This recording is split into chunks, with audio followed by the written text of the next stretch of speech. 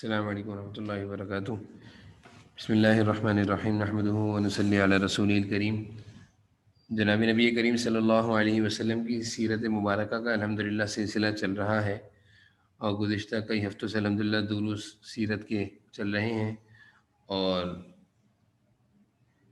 سیرت سے متعلق جو آپ صلی اللہ علیہ وسلم کی ابتدائی واقعات ہیں، مکہ کی زندگی اور اس کے حالات، وہ تقریباً بیان ہو چکے ہیں، اور اسلام کی ابتدائی حالات اور اس پر مسلمانوں پر مشکلات پیش آنے والے جو معاملات تھے وہ تقریباً آ چکے ہیں سامنے۔ اب آپ صلی اللہ علیہ وسلم نے مکہ سے مدینہ ہجرت فرمائی ہے، اور ان ہجرت کے جو واقعات تھے وہ بھی الحمدللہ بیان ہو چکے ہیں۔ ہجرت یعنی کرنے کے بعد جب آپ مدینہ پہنچتے ہیں، اور مدینہ پہنچنے کے بعد جو آپ نے سب سے پہلے جو کام کیے ہیں ان کا تذکرہ چل رہا ہے۔ تو آج کی کلاس میں آپ صلی اللہ علیہ وسلم جب مدینہ تشریف لاتے ہیں اور ایک اسلامی ریاست کی بنیاد رکھی جا رہی ہے، پہلی اسلامی ریاست ہے مدینہ۔ مکہ، اگرچہ مکہ میں بیت اللہ شریف موجود تھا، اللہ کا گھر موجود تھا، لیکن اس کے باوجود مکہ پر مشرکین کا قبضہ تھا۔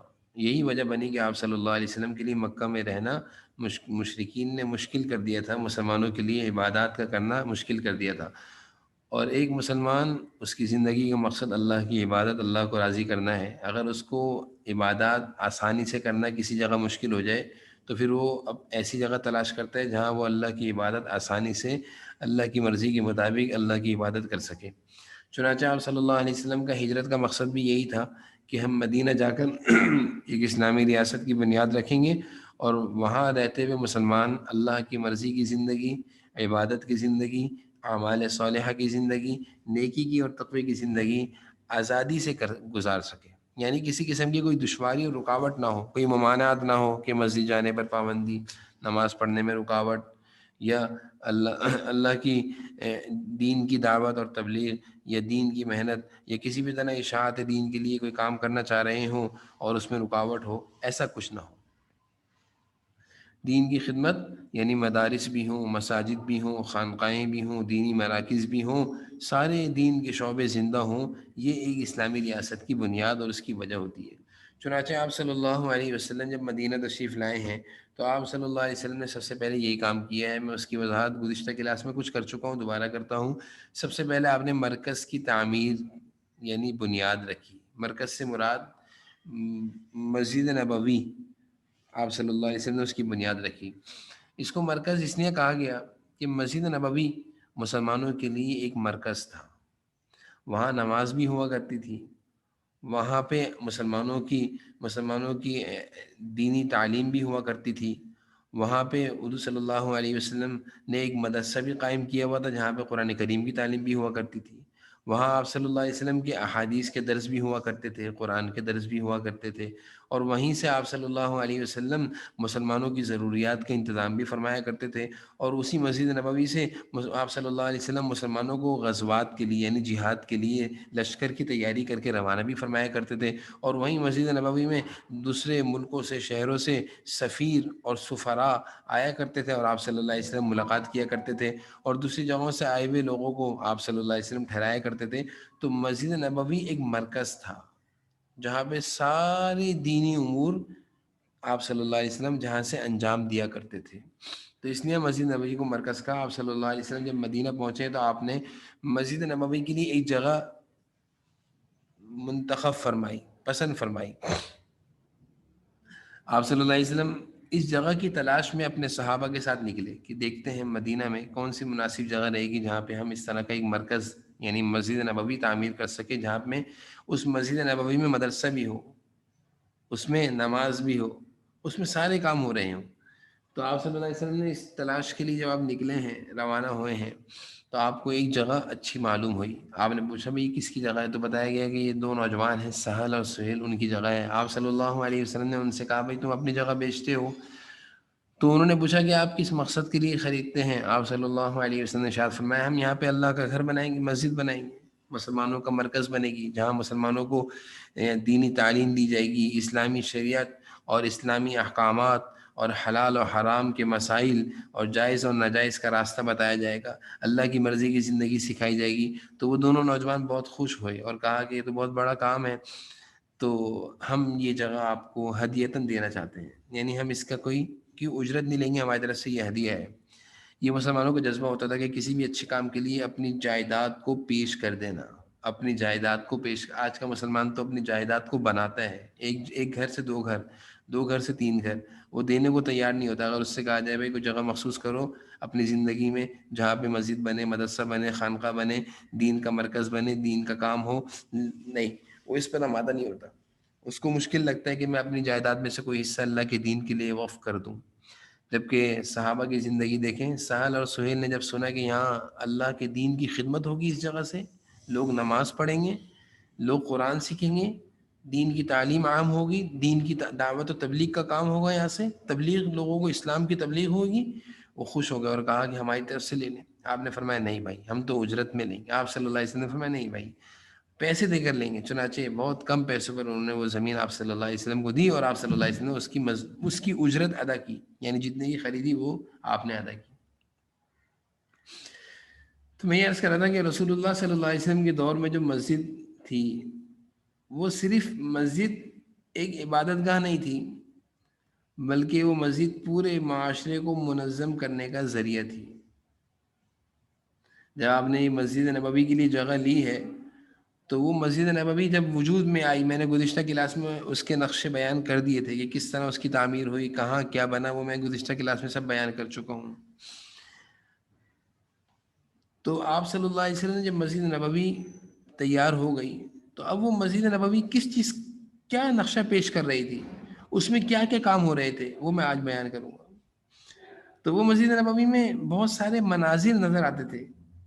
کبھی ایک مدرسے کا منظر پیش کر رہی ہوتی، جہاں تعلیم و تربیت کے حلقے لگے ہوئے ہوتے تھے، صحابہ آپس میں ایک دوسرے کو سیکھنے سکھانا، یعنی قرآن کریم، آپ صلی اللہ علیہ وسلم کے ارشادات، احادیث مبارکہ، دین، حلال و حرام کے مسائل۔ تو کبھی مسجد نبوی ایک مدرسے کا منظر پیش کرتی تھی، اور کبھی کیا ہوتا تھا کہ دارالافتاء کا منظر بنا ہوا ہوتا تھا، کہ لوگ آپ صلی اللہ علیہ وسلم کے پاس آتے اور مسائل پوچھا کرتے تھے۔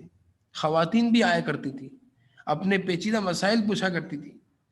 صحابہ آتے تھے، اپنے کاروباری مسائل پوچھا کرتے تھے۔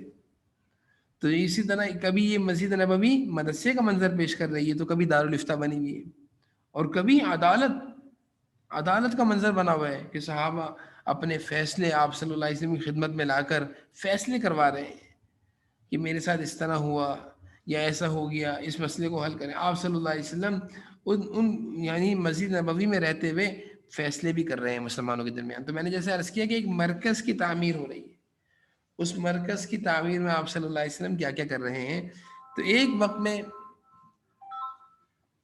مسجد جو ہے، اس کی تعریف جو کی گئی ہے کہ یہ مسلمانوں کی آبادی کے لیے ایک ہیڈ کوارٹرز کا مرکز یعنی درجہ رکھتی ہے، کہ جہاں سے مسلمانوں کے تمام حالات اور معاملات کی اصلاح، یعنی ان کی اصلاح ہوتی ہے، ان کو بتایا جاتا ہے کیا صحیح ہے کیا غلط ہے، مسجد سے یہ کام ہوتا ہے۔ ان کی مشکلات کے حل نکالے جاتے ہیں مسجدوں سے۔ مسلمانوں کی یہ نہیں کہ مسجد میں صرف دین کی تعلیم ہو، نہیں، مسلمانوں کے دنیاوی مسائل کے حل نکالے جائیں۔ لہٰذا مساجد میں کیا کیا کام ہم کر سکتے ہیں، اور اپنے علاقائی جو مساجد ہیں ان میں ہم کیا کیا کن کن چیزوں کے حلقے دے سکتے ہیں، بنا سکتے ہیں، وہ آپ کے سامنے عرض کیے جائیں گے۔ حضور صلی اللہ علیہ وسلم کے دور میں جو مسجد نبوی تھی، ان میں یہ سارے حلقے موجود تھے۔ ہم اپنے محلے کی مساجد میں اس طرح کے حلقے قائم کریں گے تو انشاءاللہ جس محلے کی مسجد میں، جس علاقے اور سوسائٹی کی مسجد میں یہ سارے کام ہو رہے ہوں گے، اس علاقے کے لوگ انشاءاللہ اچھے طریقے سے دینی زندگی گزارنا جانتے ہوں گے، حلال و حرام کی تمیز رکھتے ہوں گے، معاشرے میں باہمی الفت اور محبت ہوگی، اتفاق ہوگا، خیر خواہی ہوگی، ناجائز اور غلط کاموں سے محفوظ ہوں گے، عبادت کا ماحول بنا ہوا ہوگا، بھائی چارگی اور ہمدردی کا ماحول بنا ہوا ہوگا۔ تو پہلی چیز جو مسجدوں میں ہونی چاہیے وہ ہے تجوید اور عربی، یعنی مسلمانوں کو اپنا قرآن کریم ٹھیک کرنے کا موقع فراہم کیا جائے. مسجد میں ایسے سلسلے ہوں کہ اگر کوئی اپنا قرآن سنانا چاہے، ٹھیک کرنا چاہے، تو اس کو آسانی سے موقع مل جائے کہ ہاں بھائی آپ قرآن ٹھیک کرنا چاہیں تو فلاں قاری صاحب اس وقت مسجد میں بیٹھتے ہیں، آپ ان کے پاس آئیں، ان سے اپنا قرآن ٹھیک کر لیا کریں. وقت مقرر ہو کہ بھئی مغرب سے عشاء قاری صاحب بیٹھیں گے، تمام احباب جو قرآن کریم صحیح نہیں پڑھتے وہ اپنا قرآن ٹھیک کریں، آ کر سنائیں، قاری صاحب سے چیک معلوم کریں کہ غلطیاں ہو تو ان کی غلطی کی درستگی ہو. دوسرا حلقہ مجلس تفسیر، یعنی مسجد میں تفسیر کے حلقے ہونے چاہیے، قرآن کریم کے درس، دروس، تفسیر قرآن، درس قرآن کے حلقے ہونے چاہیے، ایک نہیں کئی حلقے ہونے چاہیے. روزانہ فجر کی نماز کے بعد درس قرآن ہر مسجد میں ہونا چاہیے، اور مسلمان بڑے اہتمام سے اللہ کے کلام پاک کا درس سننے کے لیے بیٹھیں، سنیں. اور اگر کسی مسجد میں نہیں ہوتا تو وہاں کے ائمہ کو متوجہ کیا جائے، انتظامیہ کو متوجہ کیا جائے کہ آپ مسجد میں درس قرآن کا سلسلہ شروع کریں. اسی طرح مجلس حدیث، درس حدیث کا سلسلہ ہو، حضور صلی اللہ علیہ وسلم کے ارشادات بیان کیے جائیں، ان کا درس ہونا چاہیے باقاعدگی سے، جس کا عنوان ہو درس حدیث.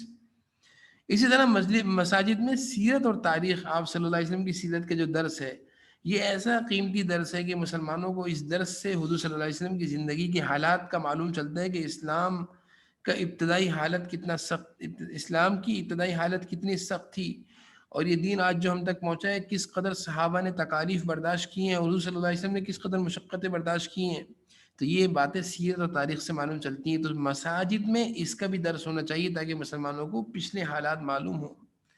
پھر مساجد میں مسائل کا درس بھی ہونا چاہیے کہ حلال و حرام کے مسائل، جائز و ناجائز کے مسائل، نکاح کے مسائل، طلاق کے مسائل، اسی طرح اور طہارت کے مسائل، نماز کے مسائل، عبادت وغیرہ ساری چیزوں کے مسائل مسلمانوں کو معلوم ہونے چاہیے.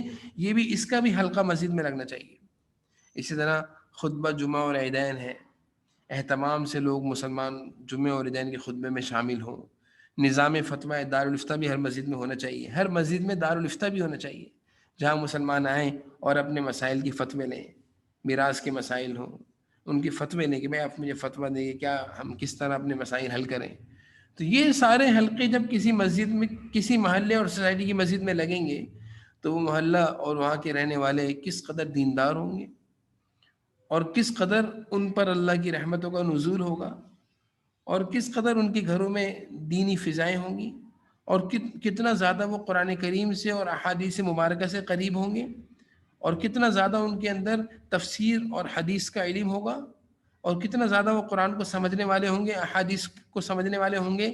یہ جب ہوگا جب یہ سارے حلقے ہر محلے کی مسجد میں لگیں گے.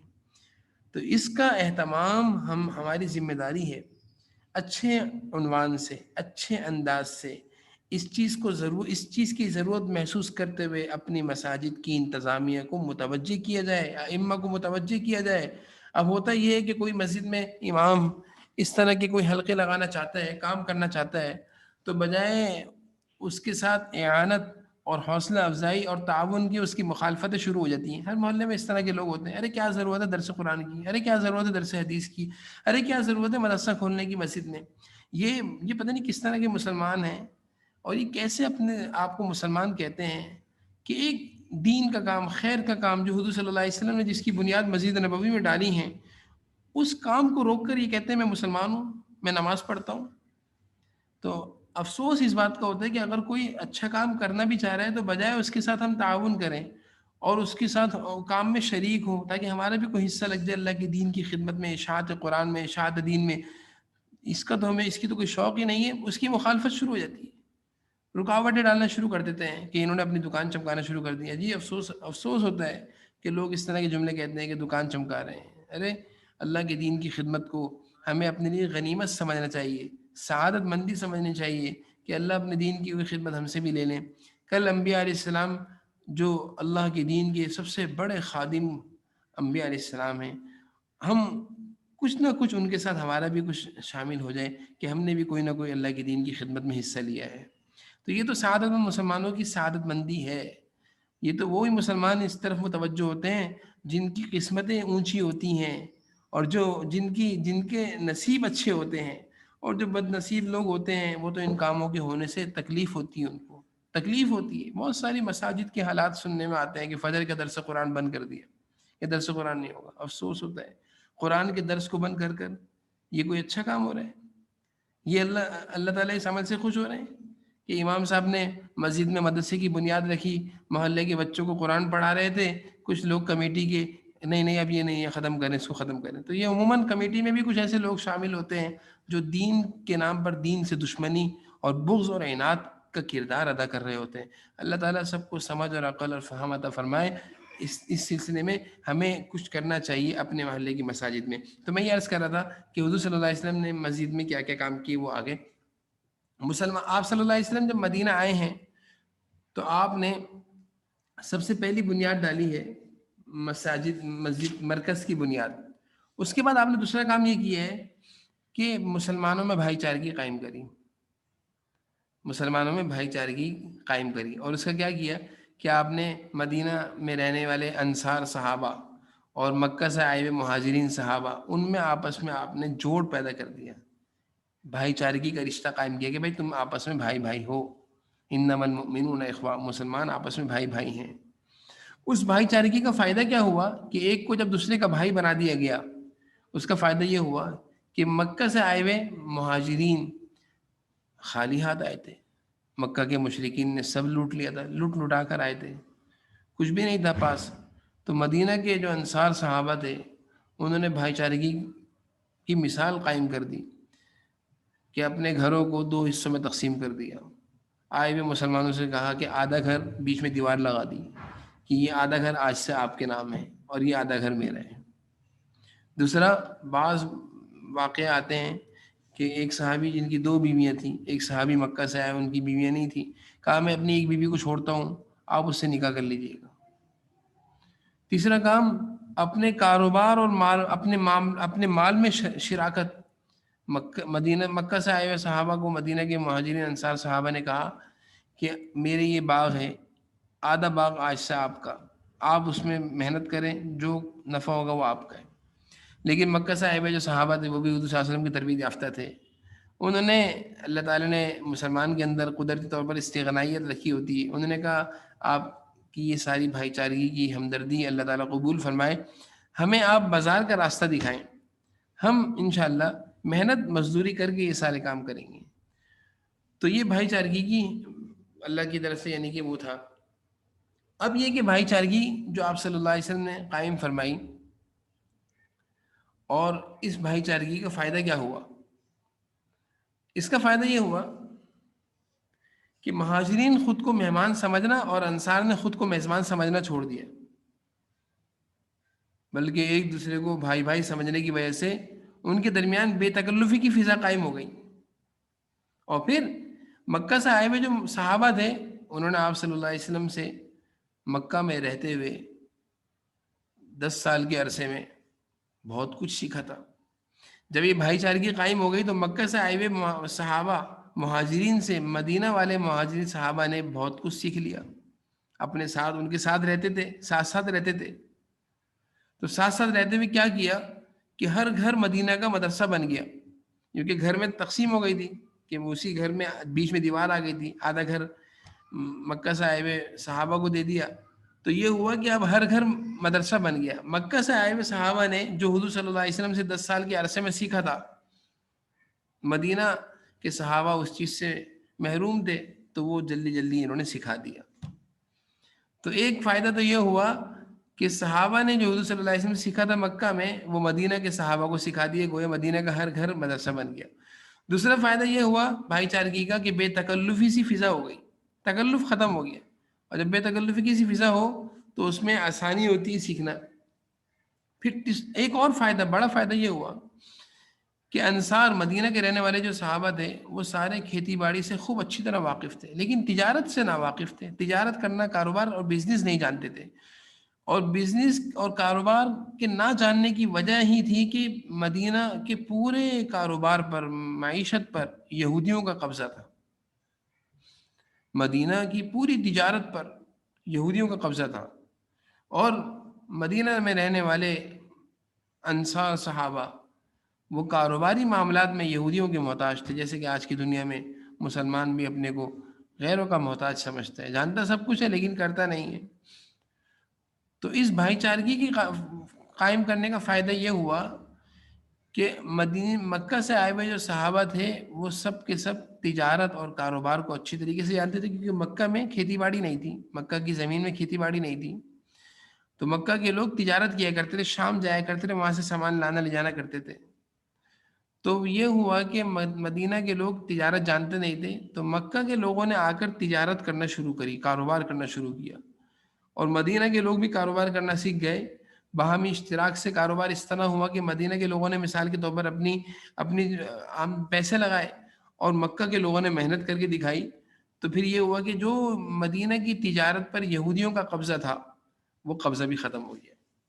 تو حضور صلی اللہ علیہ وسلم نے جو بھائی چارگی کا رشتہ مکہ سے آئے ہوئے صحابہ اور مدینہ کے صحابہ کے درمیان جو قائم کیا، اس کا فائدہ کیا ہوا؟ ایک تو سیکھنے کا بہت موقع ملا کہ صحابہ بہت جلدی ایک دوسرے سے سیکھ لیا، جو سیکھا تھا مدینہ کے مکہ کے صحابہ نے، وہ مدینہ کے صحابہ نے حضور صلی اللہ علیہ وسلم کے صحابہ سے سیکھ لیا۔ اور دوسری چیز کہ کاروبار مدینہ کے لوگ کرنا نہیں جانتے تھے، تو مکہ کے آئے ہوئے صحابہ نے ان کو اس کاروبار میں اتنا حصہ لیا کہ وہ جو ایک قبضہ تھا یہودیوں کا، اس سے نجات مل گئی۔ آپ صلی اللہ علیہ وسلم نے دو، ایک کام تو مسجد کی بنیاد، اور دوسرا کام بھائی چارگی، اور تیسرا مدینہ آنے کے بعد جو آپ نے کام کیا وہ ہے میثاق مدینہ۔ مدینہ میں بہت سارے لوگ رہا کرتے تھے، یہودی بھی بہت زیادہ آباد تھے، صحابہ مسلمان بھی تھے، اور مختلف مذاہب اور مختلف گروپ کے لوگ رہا کرتے تھے۔ تو آپ صلی اللہ علیہ وسلم نے سب لوگوں کو جمع کیا۔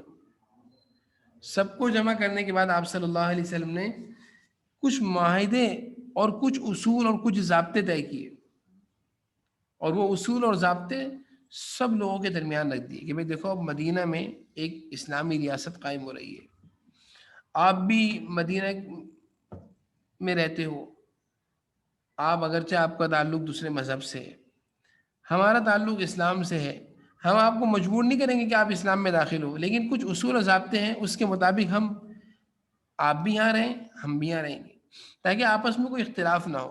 تو یہ بڑی اہم چیز ہوتی ہے کہ آپ صلی اللہ علیہ وسلم جب مدینہ آئے ہیں تو آپ نے آتے ہی اس طرح کا کوئی عمل نہیں کیا کہ جس سے جو لوگ پہلے سے آباد تھے اور وہ دوسرے مذاہب سے تعلق رکھتے تھے، ان کو کسی طرح کی کوئی پریشانی کا سامنا ہو کہ یہ کون لوگ آ گئے ہیں، ان سے ہماری جانیں محفوظ نہیں ہوں گی، ان سے ہماری عزتیں محفوظ نہیں ہوں گی، یہ ہمیں مجبور کریں گے اسلام میں داخل ہونے کا۔ نہیں، آپ نے ایسا کچھ نہیں کیا۔ آپ نے اپنے اخلاق اور کردار سے ان کو اسلام کی طرف راغب کیا، اور آپ نے کہا کہ دیکھو بھائی، تم بھی یہاں رہتے رہو، ہم بھی یہاں رہتے رہیں گے، لیکن کچھ معاملات اور کچھ اصول ضابطے طے کر لیتے ہیں جس کی تم بھی پابندی کرنا، ہم بھی پابندی کرنا۔ اب وہ معاہدے اور اصول ضابطے کیا تھے؟ وہ آپ نے فرمایا کہ بھائی سب بیٹھے ہوئے تھے کہ ہر ایک اپنے اپنے دین پر عمل کرنے کا حق رکھتا ہے، یعنی ہم تمہیں مجبور نہیں کریں گے کہ تم یہودی ہو تو مسلمانوں کی مسجد میں آ کر نماز پڑھو، نہیں، اپنے اپنے دین پر عمل کرو۔ نمبر دو، اپنے اپنے اخراجات کی ذمہ داری ہر ایک پر ہے، ہم تمہارے اخراجات کا بوجھ نہیں اٹھائیں گے، تم ہمارے اخراجات کا بوجھ نہیں اٹھانا۔ نمبر تین، اگر کوئی باہر کا دشمن حملہ کرتا ہے، جنگ کی صورت قائم بنتی ہے، چاہے وہ تم پر حملہ کرے یا ہم پر حملہ کرے، وہ تمہارا دشمن ہو یا ہمارا دشمن ہو، ہم ساتھ دیں گے۔ یہ نہیں کہ اگر ہم پر کوئی دشمن حملہ کرتا ہے تو تم ہمارا ساتھ نہ دو، یا تم پر کوئی حملہ کرتا ہے ہم تمہارا ساتھ نہ دیں، نہیں، اگر وہ تمہارا دشمن ہے، تم پر حملہ کر رہا ہے تو ہم بچائیں گے تمہیں۔ نمبر چار، معاہدے کے غلط مقاصد کے لیے استعمال کرنے پر پابندی، یعنی جو چیز طے ہو رہی ہے اس کی پابندی ہوگی، مظلوم جو بھی ہوگا اس کی حمایت کی جائے گی۔ اگر وہ مظلوم ہم میں ہے، اگر وہ مظلوم تم میں ہے اور تم اس مظلوم کے ساتھ زیادتی کر رہے ہو تو ہم اس مظلوم کی حمایت کریں گے۔ فساد اور ہنگامے کی ممانعت ہوگی، یہ نہیں کہ ایک مسلمان ملک اور شہر میں رہو اور فساد کرو، جیسے کہ آج کل ہوتا ہے کہ مسلمان ملکوں میں رہتے ہیں لیکن فساد کرتے ہیں، ہنگامہ کرتے ہیں، لوگوں کا جینا، ان کی زندگی کو تنگ کر دیتے ہیں۔ آپ صلی اللہ علیہ وسلم نے کہا کہ نہیں، کسی کو بھی اختیار نہیں ہوگا، اس چیز کی اجازت نہیں ہوگی کہ وہ فساد کرے۔ نمبر سات، جھگڑے اور اختلاف اگر کوئی پیدا ہو تو اس صورت میں اللہ اور اس کے رسول کی طرف رجوع کیا جائے گا۔ کیا مطلب؟ اگر کسی بات پر اختلاف ہو جائے تو اللہ اور اس کے رسول جو فیصلہ کریں گے اس کو قبول کرنا ہوگا۔ نمبر آٹھ، اگر مدینہ پر حملے کی صورت میں اپنے اپنے اطراف کا دفاع، اگر باہر سے کوئی دشمن مدینہ پر حملہ کرتا ہے تو آپ جس جگہ بیٹھے ہوئے ہیں وہاں سے آپ دشمن کو مدینہ میں داخل نہیں ہونے دیں گے، یعنی مدینہ میں دشمن کو داخل ہونے میں رکاوٹ بنیں گے. تو یہ معاہدے کی دفعات تھیں. یہ آپ صلی اللہ علیہ وسلم نے ان کے ساتھ معاہدہ کیا. لیکن اس معاہدے میں کہیں بھی یہ نہیں دکھتا کہ آپ نے یہ کہا ہو کہ ہم بھی تمہارے دین پر عمل کریں گے، تم ہمیں خوش کرنے کے لیے کبھی ہماری مسجد میں آ کر نماز پڑھ لینا. اس معاہدے میں یہ کہیں نہیں دکھتا کہ جائز اور ناجائز پہلو پر آپ نے کہیں کمپرومائز کیا ہو کہ نہیں بھائی رعایت کر لیں گے، تمہاری مرضی ہوگی، جو چاہو کرو. ایسا نہیں. اس معاہدے کی دفعات کو بہت سارے لوگ آج بھی مثال دیتے ہیں کہ آپ صلی اللہ علیہ وسلم نے یہودیوں سے معاہدہ کیا تھا.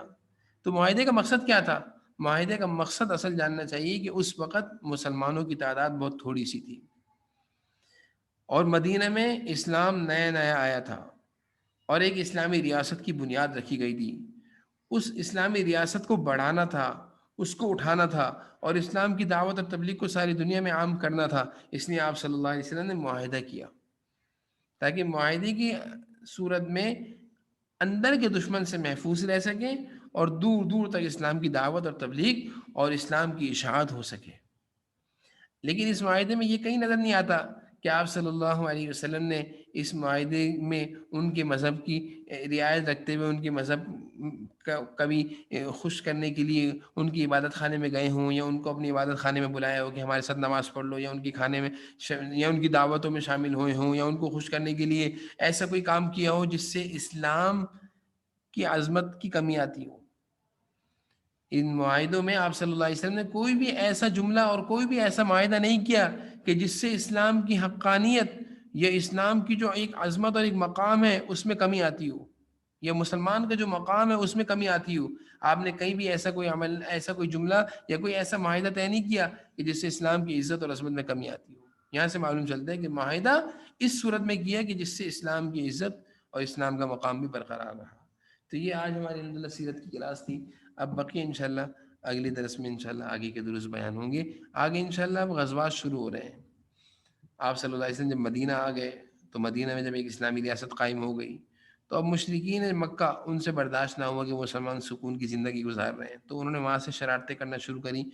اس شرارتوں کی بنیاد پر پھر غزوات شروع ہوئے، جہاد شروع ہوئے. اس کا انشاءاللہ تذکرہ اگلی کلاسوں میں ہوگا. اللہ تعالیٰ ہمیں سمجھنے کی عمل کی توفیق نصیب فرمائے. السلام علیکم ورحمۃ اللہ وبرکاتہ.